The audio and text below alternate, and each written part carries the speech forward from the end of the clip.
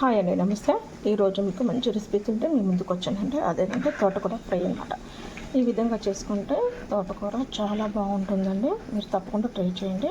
ఇప్పుడు మన వీడియోలోకి అయితే వెళ్ళిపోదాము. ఎలాగంటే సన్నటి కాడలు కూడా కట్ చేసుకోవాలి ఈ ఫ్రైకి. మొదటి కాడలు ఉంటాయి కదా, పక్కన పెట్టేసి సన్నటి కాడలు ఉంటాయి కదా, లేత కాడలు కట్ చేసుకోవాలి. శుభ్రంగా కడుక్కొని వడగట్టుకోవాలి వాటర్ లేకుండా.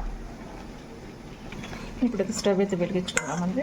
పాన్ పెట్టేసుకున్నాం కదా, ఆయిల్ అయితే వేసుకుంటున్నాను. ఒక 4 టేబుల్ స్పూన్లు వేసుకుంటున్నానండి.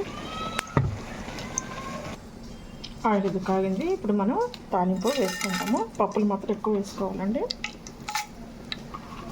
ఇవి వేసుకుంటేనే టేస్ట్ ఉంటుందన్నమాట మనకి. వేగిపోయి కదా పచ్చిమిర్చి, అలాగే వెల్లుల్లిపాయలు ఒక 7 వేసుకుందాం. ఇందులో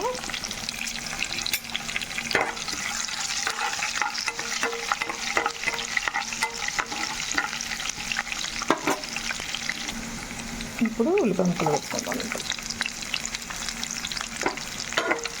ఉల్లిపాయ ముక్కలు మాత్రం నిలువగానే కోసుకోవాలి. నిలువగానే కట్ చేసుకుంటే టేస్ట్ వేరే వస్తుంది, బాగుంటుంది. ఉల్లిపాయలు కోసే విధానం బట్టి కూడా కూర టేస్ట్ అనేది వస్తుందండి.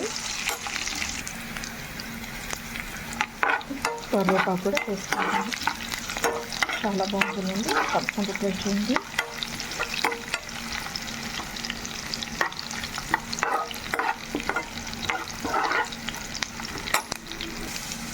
ఉల్లిపాయ ముక్కలు మగ్గిపోయాయి కదా, ఈ టైంలో మనము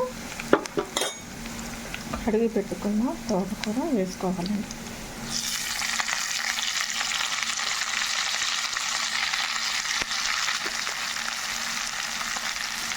వాటర్ ఉండకోకుండా చూసుకోండి, ఓకేనా. తోటకూర వేసుకున్నాం కదా, ఇప్పుడు 2 నిమిషాలు మగ్గనిచ్చేద్దామండి. మూత పెట్టేసుకుంటాము.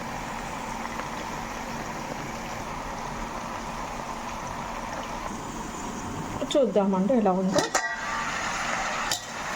ఆకంత మగ్గిపోయింది కదా, ఇప్పుడు ఒకసారి తిప్పుకుందాము. అటు ఇటుగా కలిపేసుకుందాం అన్నమాట.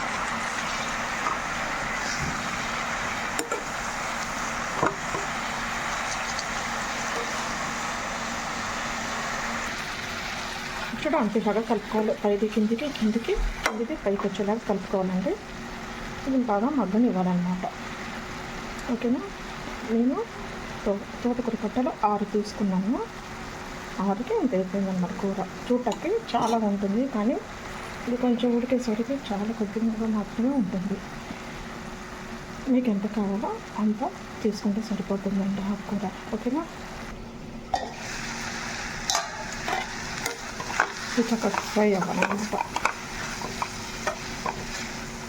ఇంతవరకు నేనైతే ఉప్పు కానీ పసుపు కానీ ఏమి వేయలేదండి. మీరు చూస్తున్నారు కదా, నేనైతే ఎలా చేస్తున్నానో మీరు అలాగే చేసుకోండి. రుచి మాత్రం చాలా బాగుంటుంది. ఇలా వండితే పిల్లలు చాలా ఇష్టంగా తింటారండి. ఒకసారి ఇలా ట్రై చేసి పిల్లలు పెట్టండి, చాలా ఇష్టంగా తింటారు. తినకపోతే నన్ను అడగండి, ఓకేనా. చాలా ఇష్టంగా తింటారు, మీరు ట్రై చేయండి.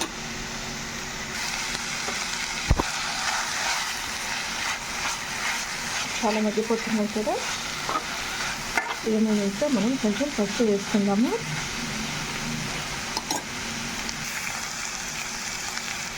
పసుపు వేసుకున్నాము. ఇప్పుడంతా ఒకసారి కలుపుకుందాము కలిసేలాగా. ఇప్పుడు మనం సాల్ట్ వేసుకుంటాము. ఈ మూమెంట్లో వేసుకోవాలన్నమాట. నేను సరిపడా ఉప్పు వేసుకుంటున్నాను. ఇందులో ఉప్పు కారాలు ఎవరి టేస్ట్ని బట్టి వాళ్ళు వేసుకోవాలండి. ఒక 2 నిమిషాలు అయ్యాక కారం వేసుకుంటాను. 2 నిమిషాలు అయిపోయింది కదా, ఇప్పుడు నేను కారం వేసుకుంటున్నాను.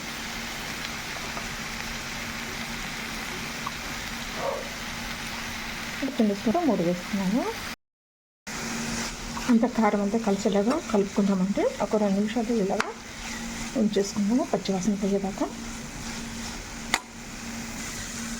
తోటకూర వాటర్తో వేస్తే త్వరగా ఫ్రై అవ్వదు, అందుకే తోటకూర కడుక్కొని వడగొట్టుకొని ఉంచుకుంటే త్వరగా మనకి ఫ్రై అవుతుంది. ఇది ఒకటి గుర్తుంచుకుంటే చాలు. ఇందులో మీకు నిమ్మకాయ ఇష్టమైతే నిమ్మకాయ పిండుకోండి, లేకపోతే ఇలాగే తినేయచ్చు. నేనైతే ఇందులో నిమ్మకాయ కలుపుకుంటున్నాను. నిమ్మకాయ పెట్టుకున్నా సూపర్గా ఉంటుంది, సూపర్ టేస్టీగా ఉంటుంది. తోటకూర ఆరోగ్యానికి కూడా చాలా మంచిది కదండి, పిల్లలు కూడా మనం పెట్టచ్చు. నేనైతే ఒక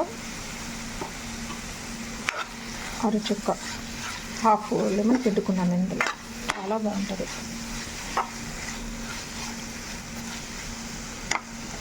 ఈ తోటకూరతో ఒకటే కదండి, చాలా రకాలుగా ఉండవచ్చు. ఈ తోటకూరతో మనం పిల్లలు కూడా మనం చక్కగా పెట్టేయచ్చు, రోజు ఒక వెరైటీ చేసి పెట్టచ్చు అన్నమాట.